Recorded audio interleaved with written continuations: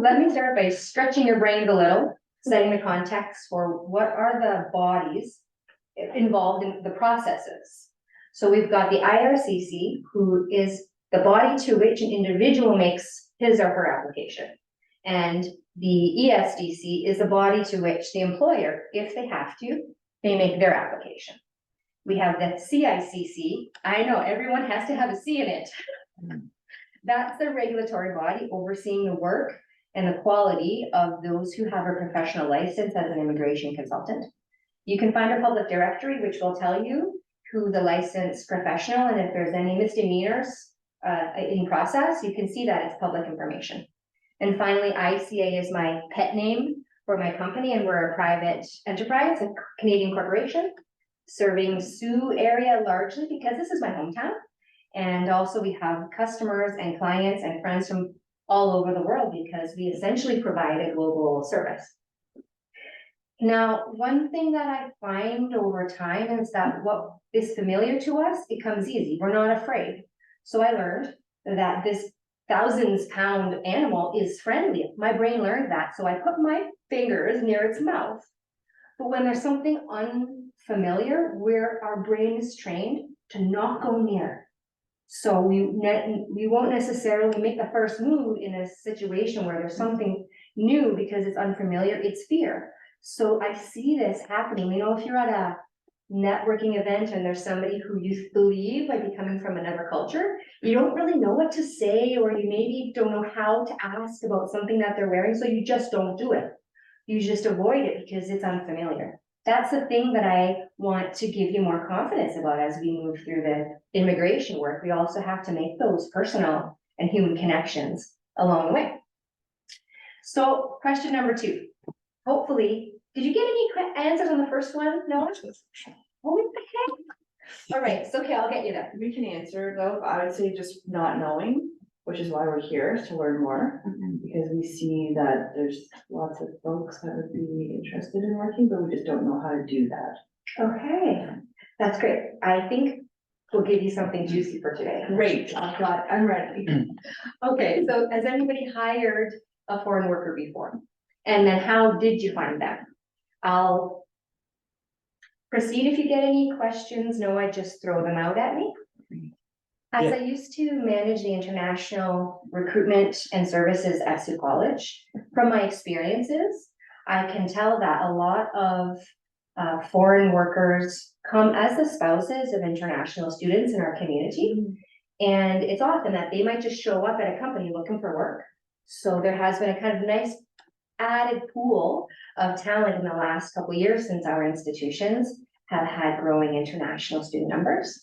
So that's, I think, a lot of, it's been a benefit in our community. How do we find them? Well, they sometimes just come to us. They come and they look for a job at our company. Yeah. Any disagreement on that? Okay. Now I think it's going to get a little harder. So there was a very juicy announcement on January 22nd. I'll give you the brief of it. Usually the spouse of a student could obtain an open work permit. Open means that they don't have any restrictions. They're legally entitled to work anywhere in Canada, and the employer doesn't have to get any special permission. So that type of permit is super valuable for somebody new in the labor market because they can compete against the others for the work. And it's also super valuable for the employer because they don't have to do anything. They can, you check the work permit, you're like, okay, bring them on. That's simple. You go through your regular company practices. So this change announced on Monday made it so that now the spouses are not eligible starting in September to come with their spouse who's a student. So the open work permit holders who have been coming with their student spouses, are no longer eligible. So if we had, I'm making up these numbers, if in the past we had 1,000 new students arriving in Sault Ste Marie between Algoma U and Sault College, and each of them was married, there was 1,000 new open work permit holders coming into our labor force. That was happening year over year. Now it won't be happening in September. That like wave of new open work permit holders will not be coming into the community. There are some other changes like a capping on the number of study permits which would be issued. So I won't get into that because it's not very relative to employers. But I am expecting that it's gonna get harder come September, and for at least 2 years, because the new policy applies for 2 years. So I want everybody to leave here with a new strategy, some new thinking about how you can fill your talent needs, because you're not gonna get as many people just knocking on the door. Anybody who's here already, it does not affect them. So any renewals of anybody who's here, that's not touched by the new policy. Do you know what this is? This is, yeah, exactly. So I want to just point out a couple of key things for you. You should take a look when you ask somebody, are you legally entitled to work in Canada? Don't take their word for it. You should look at their work permit. An important thing to note is that you can see if it says employer any, that's an open work permit. They can work for you. If it says something like Thrive Tours, then they can only work for that company. So you need to check this out as well as the expiry. This person is well expired, and what we find employers have many questions about. I get a few calls like this. I've got somebody and they've just finished their studies and I don't know if they can keep working for me. So we'll talk a little bit about that today. So let's use this example of Josie, who's a full-time student, and while she's a student, can she work for you? Yeah, it has to be explicitly stated on her study permit, which acts like a work permit. It's a 2-in-1, but it must be explicitly stated. This person can work on or off campus. Then if you see that and it's not expired, you have all the information you need to proceed. Now, if she wants to work after she graduates, there are a few complexities at that point. One of the things that has made Canada appealing to students and workers is that it's relatively straightforward for a graduate to obtain an open work permit after they finish their studies. So that's great for employers because, again, you don't have to do anything special. Now, in this case, there's some timing that's pretty critical for the one who finishes their studies and is in the process of getting the new permit. So bear with me. The IRCC will issue study permits usually until a few months after the program is done. So many people see the study permit and they think, oh, it's not expiring until April 2024, but they finished their studies in December. Seems like they can work for me, but the study permit finishes when the studies finish, which is technically a few weeks after the grades are submitted. So in cases like that, this is actually what we advise people to do, that if they have an employer that they worked at while they were studying and they want to stay there and continue on, which is great, right? Because you as an employer already had the chance to test drive them, you like them, you want them to stay. Now they can start working full-time after they finish their studies, because during their studies, they can work only 20 hours per week, not 21, 20 hours per week. So if they want to stay working for you, they literally have to submit the application for the open work permit, which is called a post-graduation work permit, on the day marked on the letter from Algoma University or Sault College that says your completion of studies date is January 5th, 2004. On January 5th, they have to click submit. Then you can go to work that day. If they don't, they're not legally entitled to work in Canada and they worked illegally and you've had them at your company working illegally. So there's some things to watch out for. And in those cases, just call us. We can walk you through it, okay? Can you hire her permanently? So what we want to encourage is that you have the chance to hire foreign nationals in a temporary way to see if they're a good fit, if they have the skills, are they trainable? And then if you want to hire them permanently, you need to support them in some way so that they can obtain their permanent residence. Otherwise, they're going to be like out, right? So we'll talk about how you can support foreign workers. We talked already about what an open work permit means. This is like a unicorn for you because nothing special is needed. You have to check it, you have to support them, but if they don't have an open work permit, you can't find any permanent residents or Canadians to fill the position, and no one's coming to your door saying, hire me, then you may have to go through a process in order to get approval to hire a foreign national. So this scares people and makes them not want to do it. So I'll give you an overview, and hopefully then it won't be as unfamiliar, and then you'll give it a shot. So the labor market impact assessment is like the approval process needed. It determines, the employer makes his application to ESDC. And ESDC will determine if your company hires this foreign national, is it taking away a job from a Canadian? If it is, then they're not going to approve you. That's a negative impact on the labor market.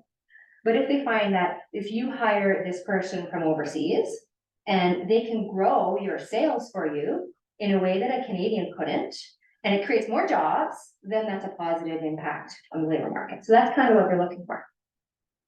Let me check in. No, are there any questions on this piece so far? No questions so far. Okay.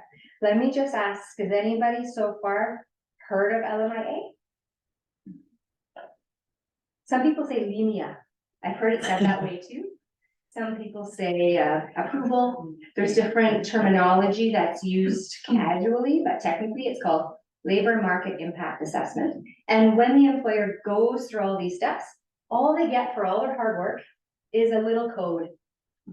It comes to you like, when I paid off my OSAP, I was so thrilled. Like, that's a pretty big accomplishment for a new grad. And they just sent me a letter, like, thank you, your thing is paid. That's not pretty. Right. So it's just a tiny code, which is the approval. Okay. So let's take a look at this example. If you're looking for a project manager, and Josie, who's a foreign national, she's originally from China. She's my business partner, so I use her emoji here in lots of cases.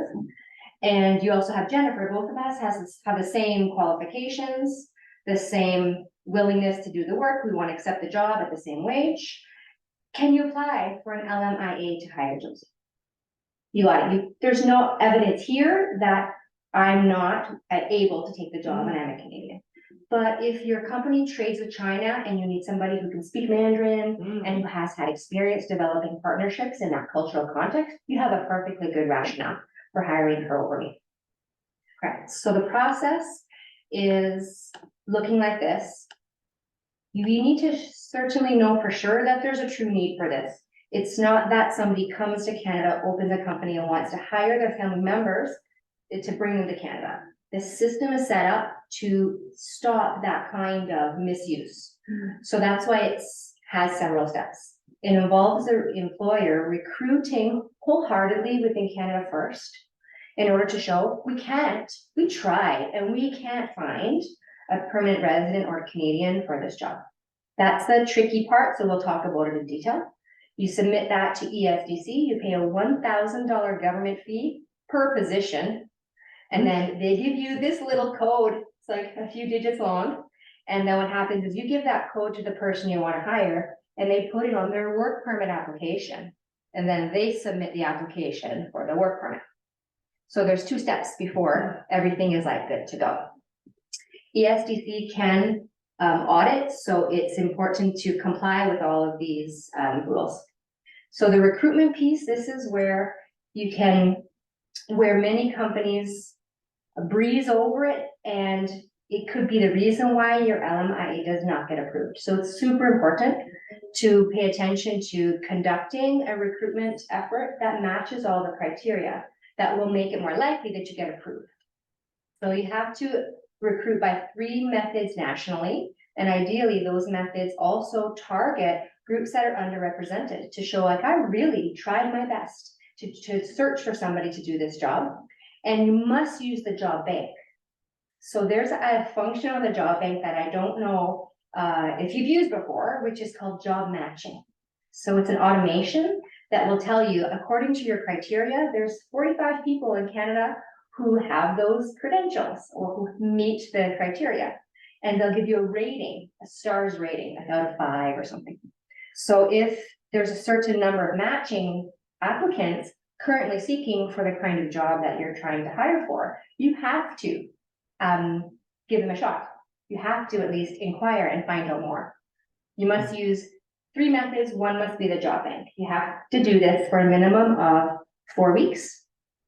And the job posting, using the example of Josie, who's got skills like speaking Mandarin and doing partnerships in China, the job posting must have all of those details in order that it's clear from the start what you're looking for.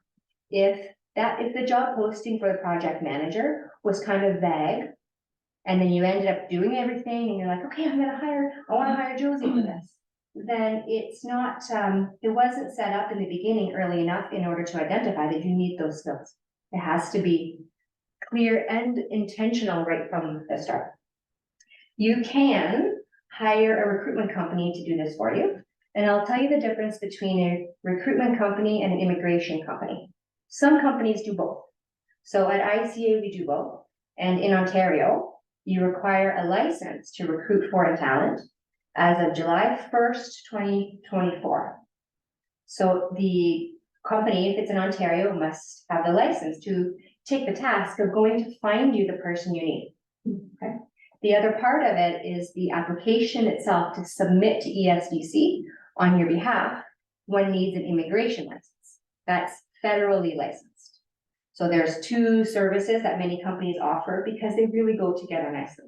That's what we do at ICA. So how long? Everybody wants to know, how long is it going to take? I'm dying here. I need someone to come and like get this job done. So your part, the application takes, I'd say, about 2 months if I had to generalize. The recruitment plus getting the application together and putting it in. That would be, and then waiting in line at 2 months. That's pretty generous. I'd say maybe 3 just to set up your expectations correctly. And then the individual has to put in the work permit and has to go in the queue for IRCC waiting for that to be approved. So how long does it take for the candidate? Well, this depends on where they come from. So I just used an example of somebody applying from Colombia. The public register of processing times tells me that it's going to take the candidate 11 weeks to have their reply about their work permit.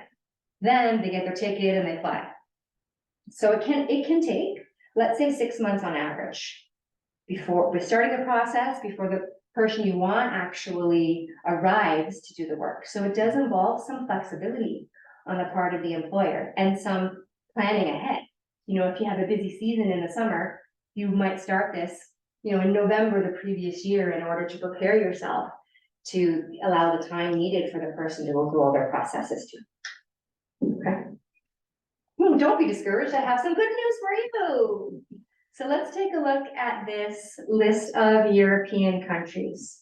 I hope you recognize some of them. I found it interesting to know which one has the highest population.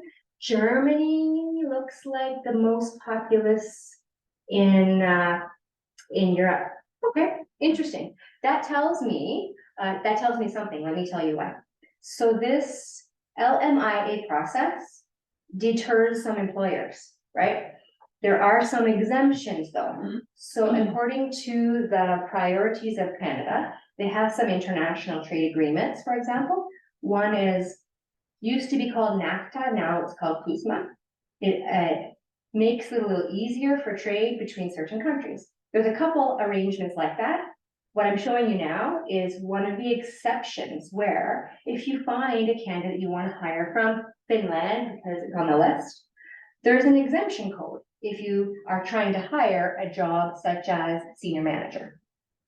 So it's worthwhile, and this is a part of the process that we do when we're assessing an employer's needs, to determine if you need the LMIA or not. We dig into all of the exemptions like this to find out if your person's coming from Finland and that's the job you want to hire them for, you're good. You don't need to go through the process. You can just go ahead and hire.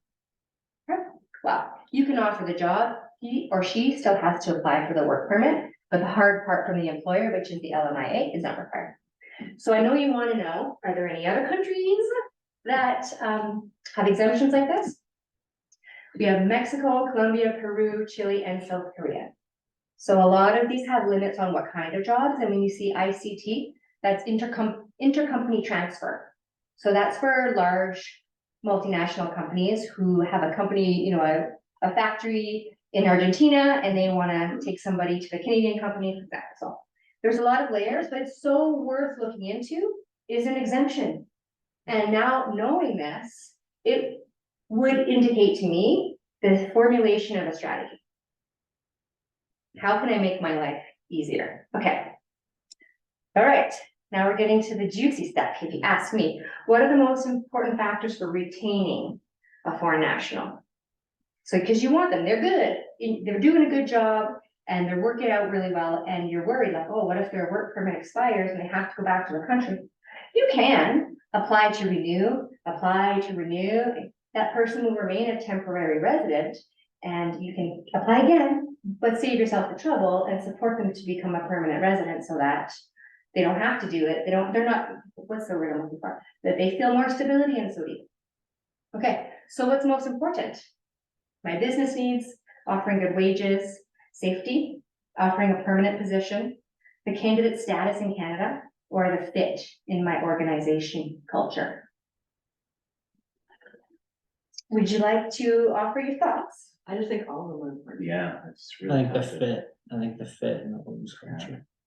Safety, I mean, they all seem really high. County status, because you'd lose them. And I think all, You guys passed. okay. You guys passed. Actually, I do have a prize. Isn't this fun? Ding dong, okay. Have you ever tried ding dong? Never. Well, not this time, anyway. I was in the Philippines recently, and this is like in the 7-Eleven, you'll find ding dongs, it's like a common snack. Heard of it.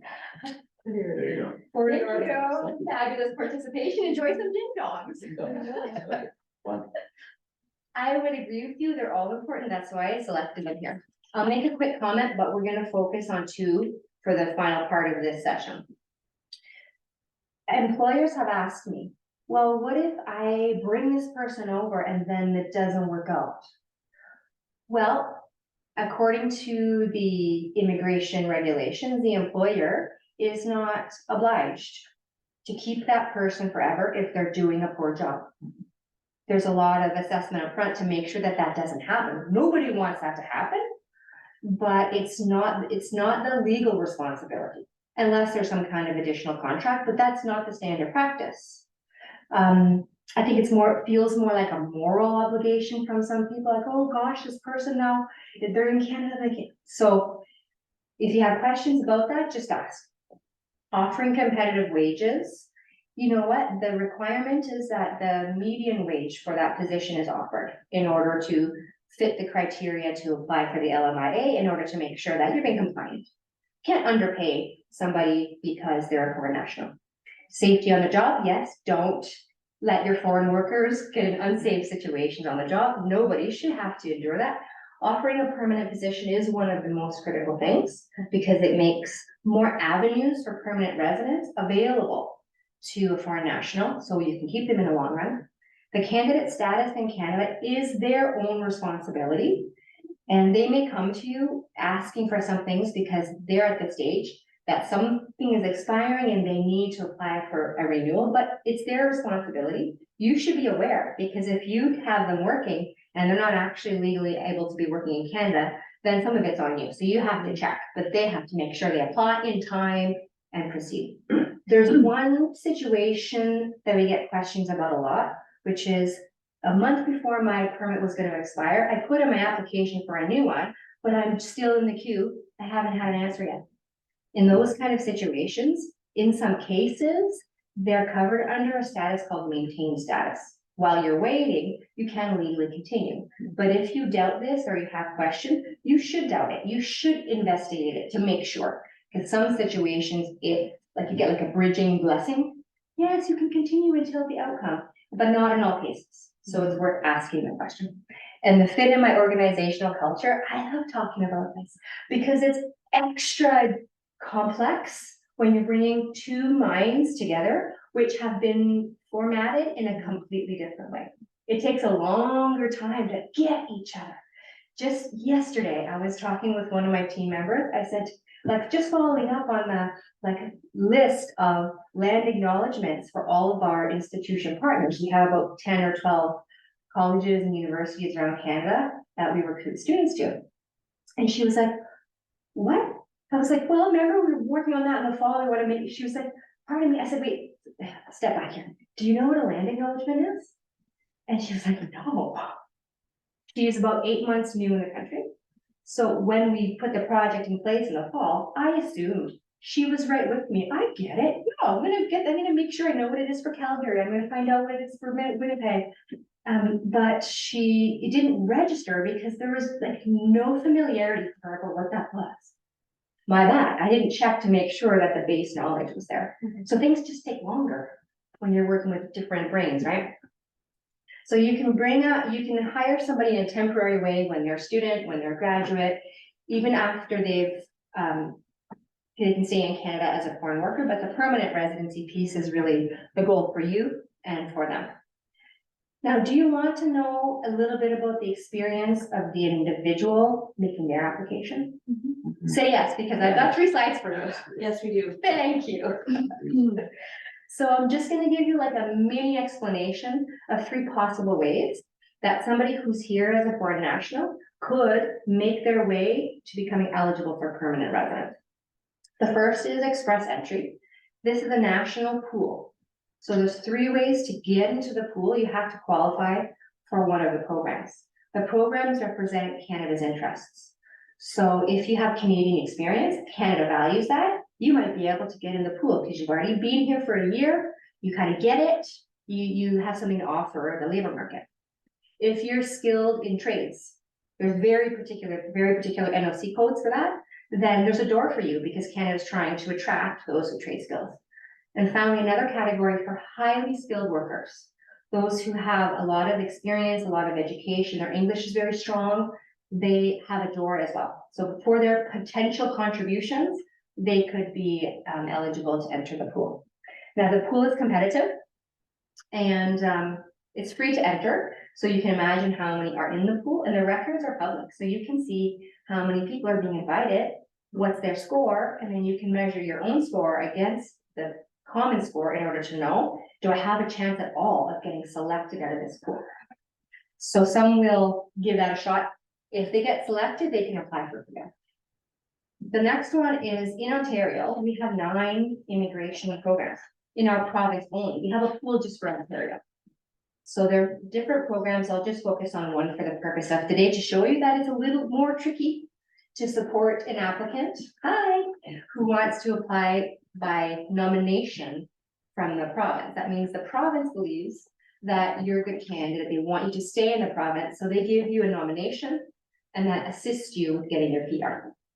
So for a student who studies in Ontario, they would need a full-time permanent job in tier 32100, high skill occupations.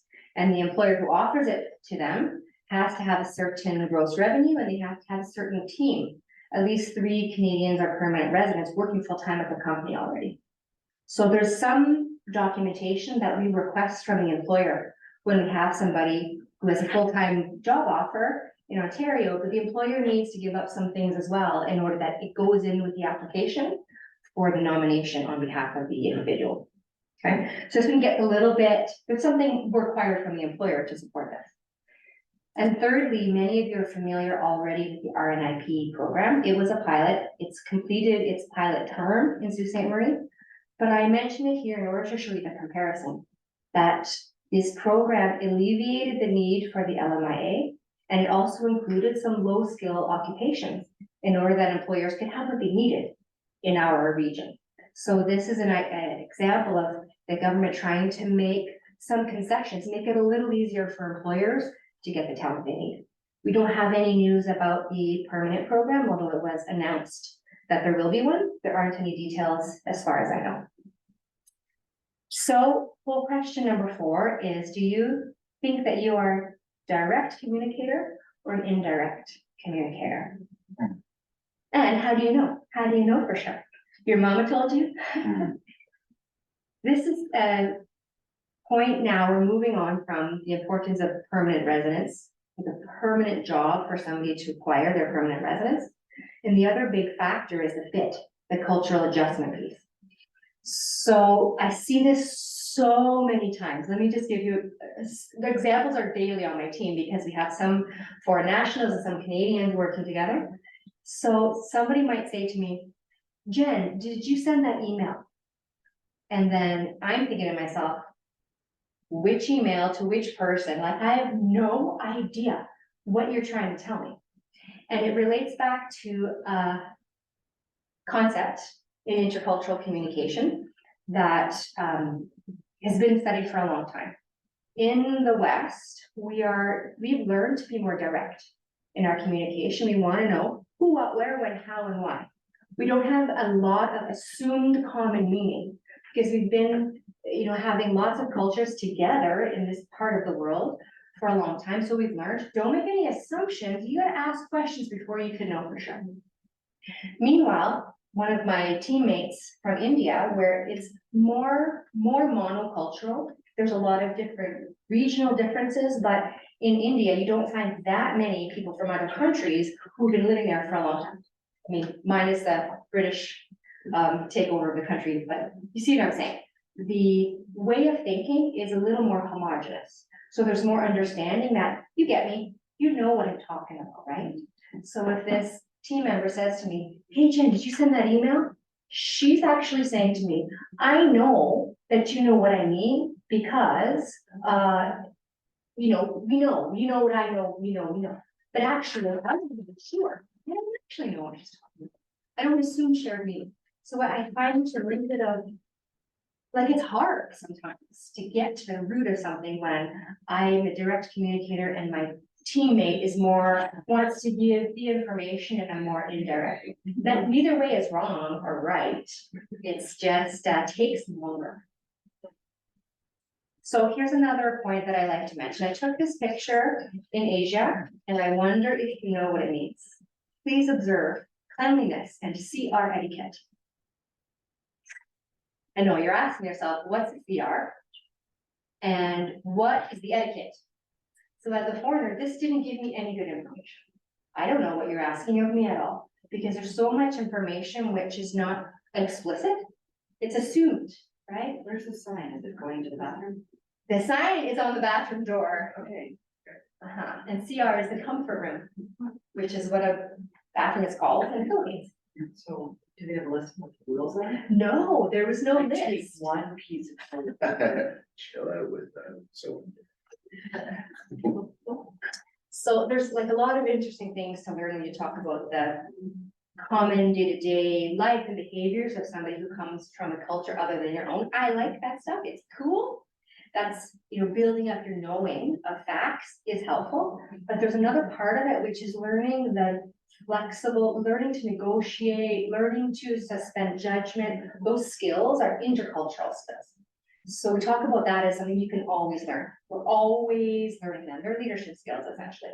So we work with our foreign nationals and with employer groups in Canada to help them have more conversation, get a little more confident in conversations that are potentially sensitive. What I hear often from local people in Canada is, I'm just afraid to say the wrong thing. And then what happens? You say nothing. Yeah. And then things go under the rug. So we pay attention to the interplay in these multicultural work groups. And we use data like this, which is individually sourced data from each person in the group, let's say. We can determine what is their culture competence level as they see it. But how good do I think I am? And then to my peers, how good do they think I am? So we use this kind of quantitative measurement tool to see the progress and also to inform management about their team. So this is the way that we weave together the technical aspects, such as putting in the application for the individual for the work permit, or helping the employer to do the recruitment and or to submit the application for the LMIA. And then finally, we stay with them for months afterward to make sure that the integration of both parties is in place. So we do coaching and training upon the first 6 months of a new employee's integration into the company. And I know this is important because of what I've seen in past experiences. I watched the professors at Sault College and the new students coming in from different places just take some time to see eye to eye. And I think that with a little more attention, we can just make it a little more smooth for those people to kind of get each other, but it's learning, right? It's a learning experience. Now, what I'm hoping that you've left with is some kind of new strategy, some new information that was helpful for you to build a strategy for finding the talent that you need, with consideration that that person might be a foreign national.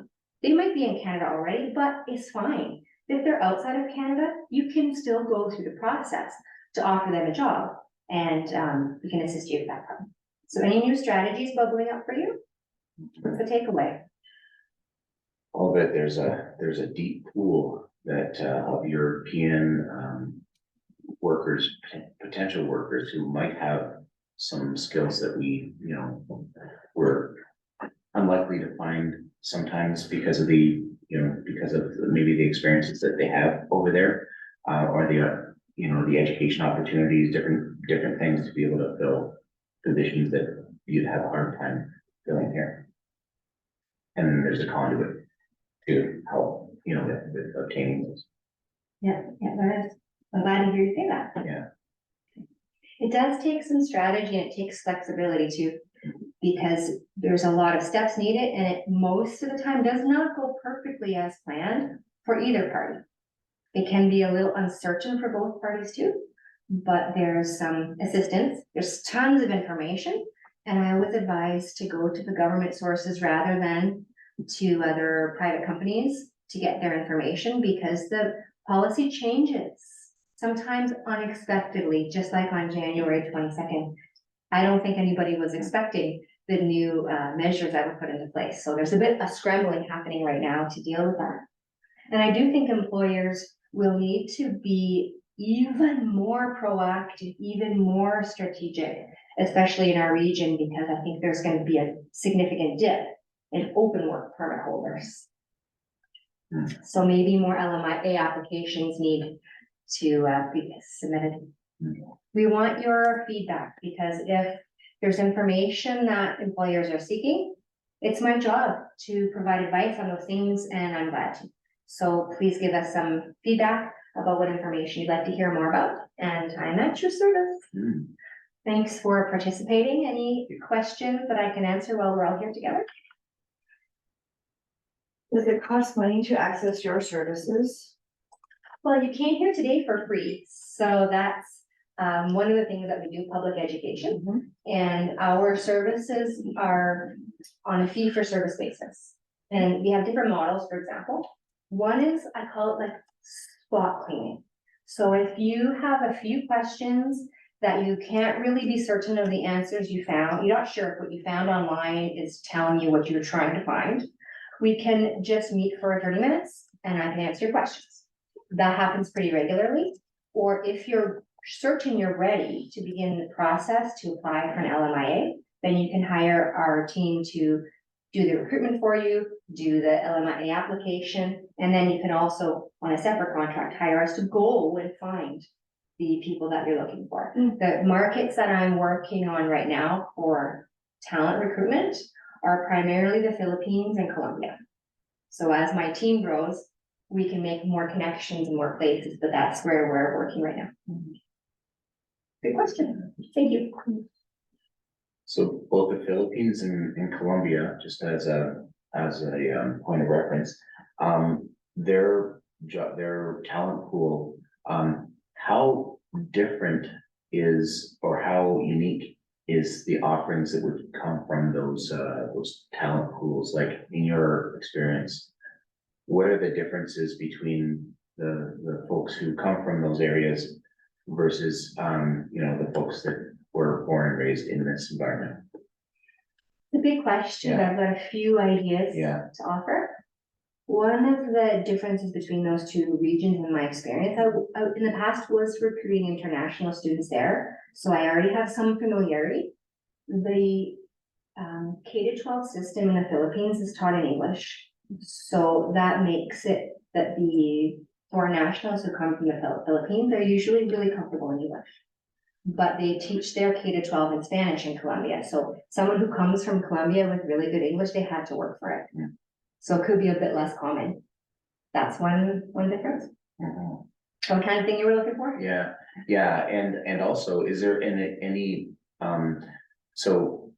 is there anything that they learn over there that would be, you know, some European countries, they have amazing education systems that are, you know, that are maybe, you know, ahead in terms of like the rankings, like they might be top, you know, tier rankings in terms of their education system.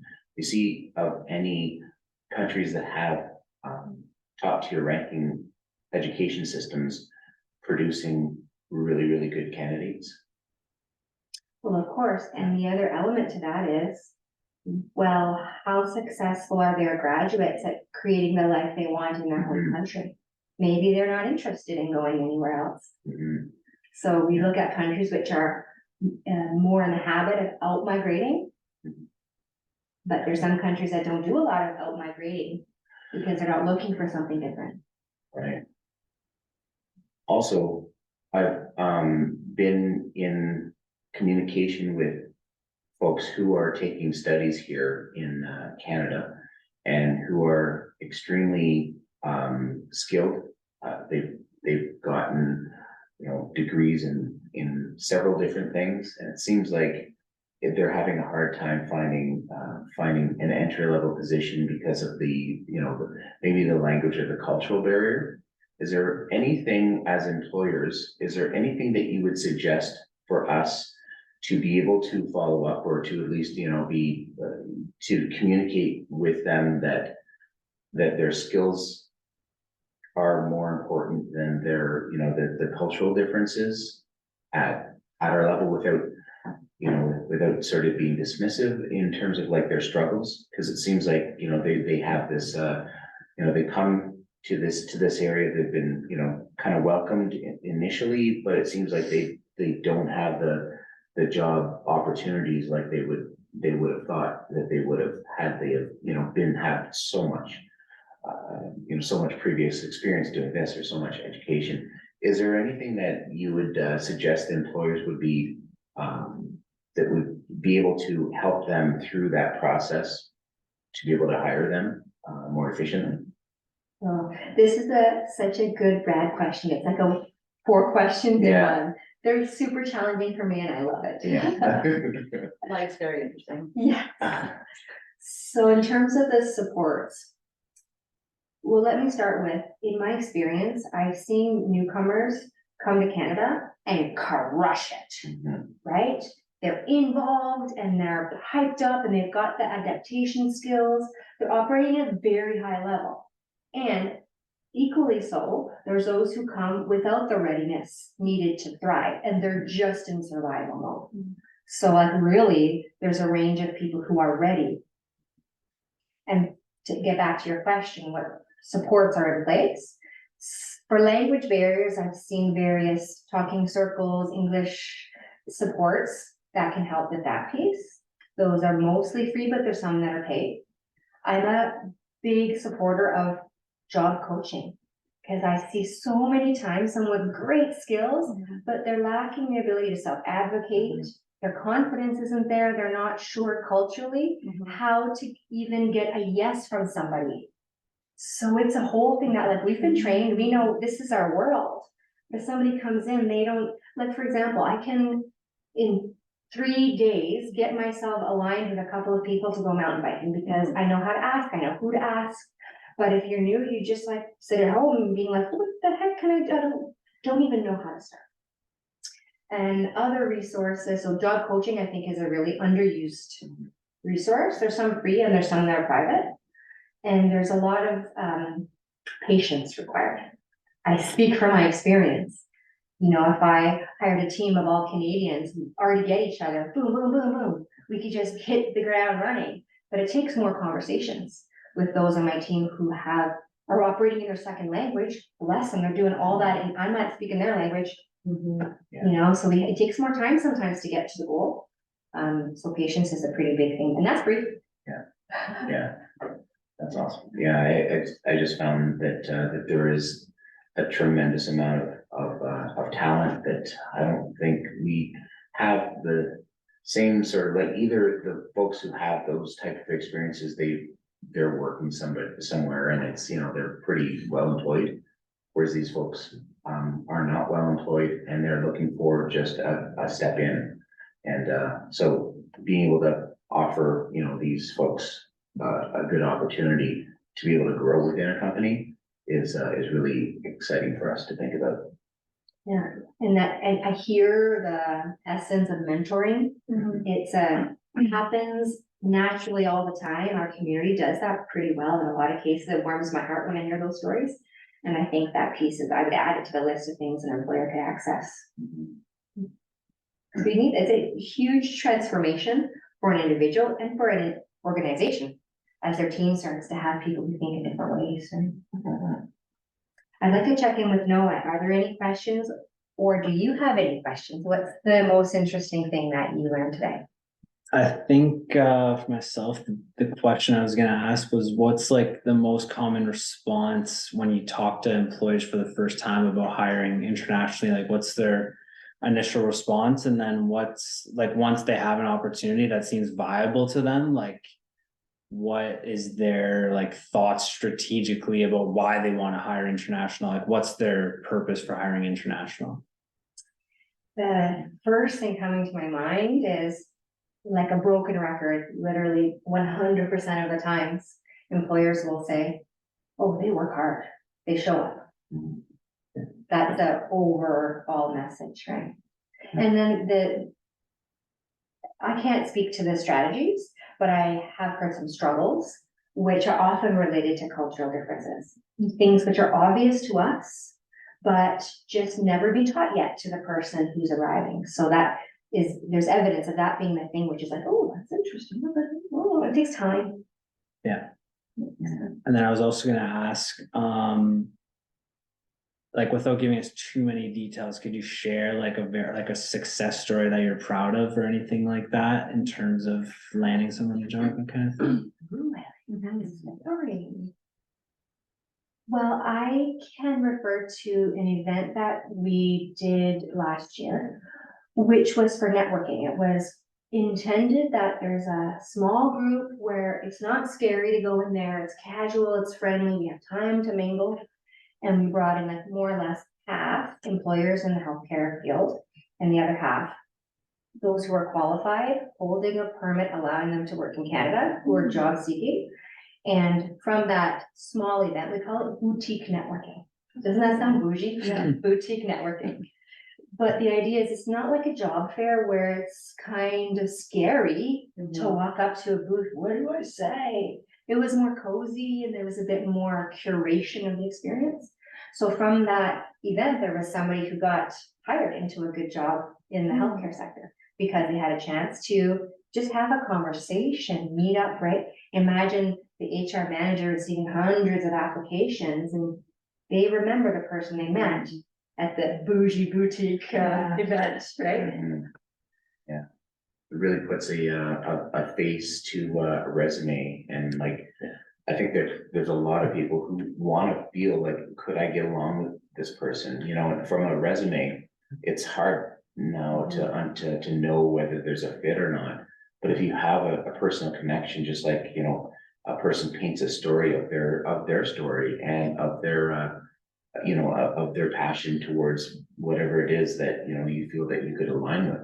You don't get that opportunity, I think, with any like traditional style, you know, taking resumes, looking at them and seeing if there's a fit. So I think it's a really important thing to be able to communicate with people so that you see, you know, is there a dynamic there? Because it really comes down to dynamics, you know, daily dynamics. So it's great to have those opportunities to be able to see that. Yeah, and I can relate to you as a small to medium size, I guess we're in the small category, small business owners. It's critical that the team has a cohesion. That becomes your entire brand. So the fit is huge. If you think of online dating, like, you can chat all you want, but it's like until you see them, you're me. You've given me a great opportunity for concluding, actually, that the opportunity for employers to have that kind of test run with somebody who's a foreign national is when they come to you with an open work permit. You can give them a contract and try them out. And once you realize this person is amazing, I want to keep them, then really it's like dancing together to get to the goal. Mhm. It's a two-part thing. Yeah, that part I didn't realize, but thank you for addressing that. I agree, especially too with a lot of like online submitted resumes. You might not even get to see them hand in their resume or anything like that either. So, and sometimes the interview process can be intimidating, especially as a younger person as well too. So it's not really a comfortable sharing space of information, right? Like you'd rather be in a situation like that where you're at like a more comforting, social kind of place where there's other people with resumes in the same positions as you, rather than just being a one-on-one stationary place. So I think that's huge, yeah. We break the ice with some like ice-breaking games and things so that people let down that angst. Yeah. Yeah, it makes me think of being able to utilize the systems like electronic connection systems to be able to like connect employers with potential employees, to be able to have a conversation and see how their body language is, see how, it's just to visualize how it could be, having this discourse and seeing how, how the fit could be. I just think that it probably, especially for, for folks that are not, you can't, physically have here, that are, out either having, some sort of video, I don't know, part of their CV would be like, some sort of production where they can tell all their story and they can give their almost like their video CV would be a really neat thing, so that the employer could sort of say. And like when you do auditions for movies. Yeah, like like An audition, you send it in with your. Yeah, it's kind of an audition. Yeah, you're right. It'd be a really neat service to be able to say, hey, here's an audition for this particular job or for this series of, this my talent. Here's my personal I just think CV. of Brad sitting there at the end of his audition, he goes, I'm Brad Robinson, I'm 6 feet tall. Like he has to do that at the end of every. They gotta kind of know. Auditions, it's just. Do you have all of them? Yeah, okay. I'm not. Totally. 6 feet tall. It's very awkward, but I think though that, a casting director could see it and say, okay, that's the type of person we're looking for. So that I think it's all just. Fits this role or fits this Position or whatever, there's a lot of similarities, I noticed one stark cultural difference when I'm interviewing is that there's a little more authenticity or willingness to share one's mistakes for candidates who were born in Canada. Whereas when I interview for my company for people who are from outside of Canada, I get the sense they really want to tell me everything I want to hear. And so that's one thing which I think comes down to, what does respect look like in my country? How do I speak to someone who I see as my superior?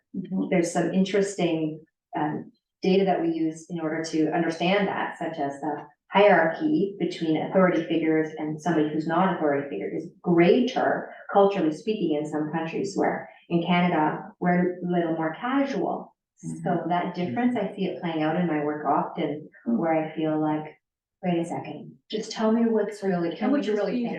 Cut through the chase, I take it as a mark of respect. Yeah. It takes longer to have those conversations.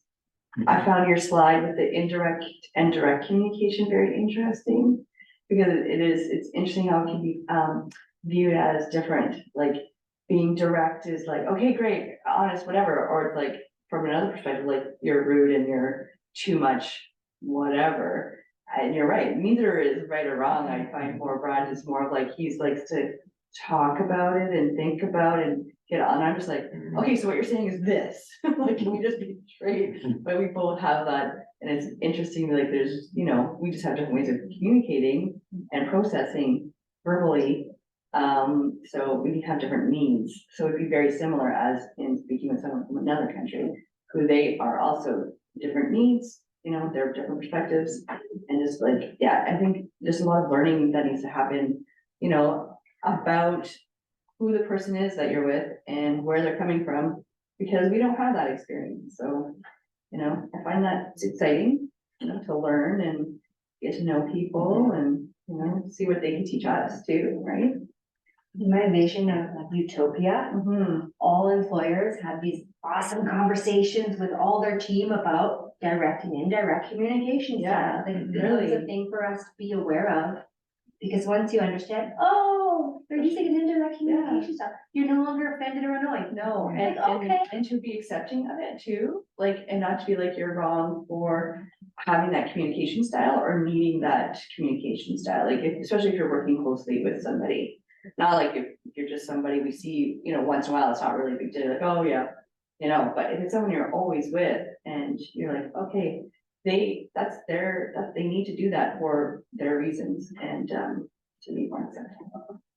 I feel like we could talk about this all day. Oh, no, dude. Okay.